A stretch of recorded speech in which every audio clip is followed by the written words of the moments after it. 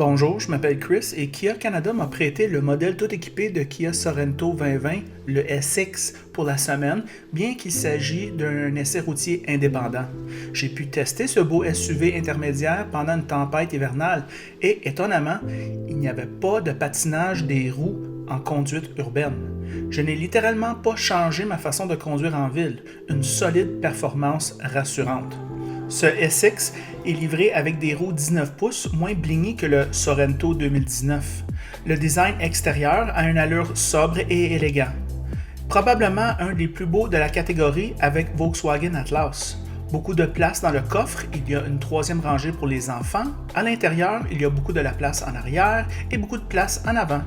Il y a beaucoup de place pour les jambes et les coudes aussi.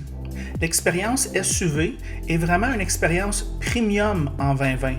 Les sièges sont corrects et Kia a retiré le cuir Nappa pour la SX et vous donne maintenant un cuir correct qu'ils appellent premium.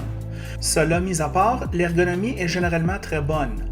Les commandes faciles pour le volant rendent des choses comme le cruise dynamique facile à utiliser et les commandes de la climatisation sont si simples.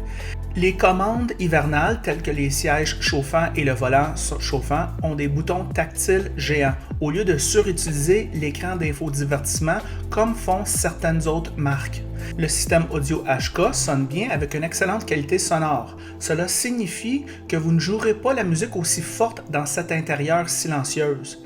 Il y a un grand toit panoramique qui vient de série sur le modèle intermédiaire. En parlant d'options, les modèles sont logiquement optionnés. J'éviterai les modèles 4 cylindres car ils obtiennent à peine une meilleure économie de carburant.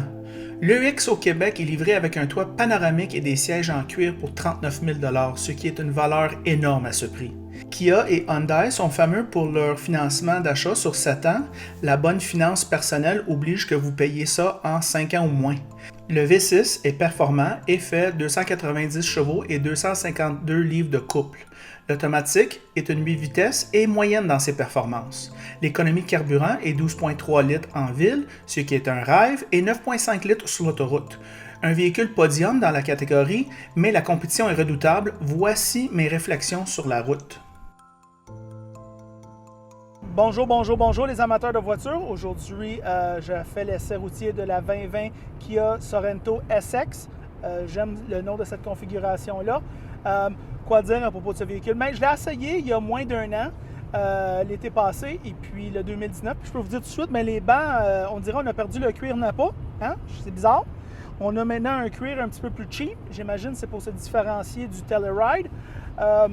Bon, OK. Puis aussi, l'appui-tête ici, on dirait qu'il est peut-être une petite affaire trop d'avancée. Fait qu'après 1 heure ou 2, on dirait que ça gosse le dos. Mais par contre, je suis le seul à dire ça. D'autres gens qui sont assis à côté.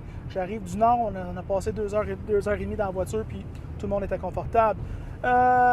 Qu'est-ce que ça a l'air de l'extérieur? Mais moi, je trouve que de l'extérieur, c'est son point le plus fort. Je pense que l'Honda Pilot aurait pu avoir l'air de ça, puis on l'aurait aimé encore plus. Mais c'est le Kia Sorento qui a l'air de ça. Alors, pour le look subtil, conservateur, classe, belle proportion, belle grille en avant, belle finition, j'ai rien à redire. Même la couleur est super belle. Les couleurs qu'il y a sont très riches. Fait que le look extérieur, top notch. À l'intérieur maintenant, moi je vous dirais que c'est dans la bonne moyenne. Le volant gainé cuir, très bien. Des petites coches à 10h à 2h pour agripper. C'est le fun ça. Quand même, l'instrumentation du volant, c'est assez simple. On se retrouve assez vite. Contrôle de climatisation, tout à part. Souvent, on va voir des manufacturiers vont de plus en plus intégrer tout ça dans l'infodivertissement, puis ça devient des touches, des soft touch qu'on dit au lieu des hard touch, des boutons hard touch. Mais ici, tous des boutons durs, siège chauffant, siège refroidissant, volant chauffant. Ça, c'est toutes des touches qu'on a tendance à activer lorsqu'on a des gants. Et puis quand ces fonctions-là sont dans l'infodivertissement, mais elles sont difficiles à atteindre. Fait que belle convivialité à ce niveau-là. L'infodivertissement lui-même est un petit peu compliqué à utiliser. Ross l'aime beaucoup, les infodivertissements qu'il y a, mais moi, je les aime plus ou moins. Heureusement, il y a des boutons durs sur le côté pour revenir à des options. Fait que si tu gosses dans la navigation, tu peux revenir à la radio avec la touche d'un bouton. Très bien à ce niveau-là. Bon espace, bel aménagement d'espace, belle visibilité ici. beau toit panoramique que je n'ouvre pas parce qu'il fait trop soleil, l'espace en arrière pour place 2, 3, 3, 4 et 5, et puis 6 et 7 disponibles. Des fois, vos enfants ils ont des amis, on peut les mettre en arrière là. Sur la route, moi, je vais dire que la personne avec qui je vis, je vais souvent la reconduire à son travail, puis elle a fait une remarque, elle a dit « Christopher, elle a dit, quand on pogne les bosses qu'on pogne normalement avec ton Acura, mais ici, dans ce véhicule-là, on ne les sent pas. » Et c'est pour ça que les VUS, maintenant, on les voit de plus en plus dans les grandes villes. C'est contre-intuitif, surtout pour certaines personnes qui sont concernées par l'environnement, bien, ils disent, bien, c'est un gros véhicule dans des petites rues avec des places de stationnement comme coincées. Pourquoi que les gens achètent ce véhicule-là? Bien, c'est parce que probablement, ils n'ont jamais essayé. Hein?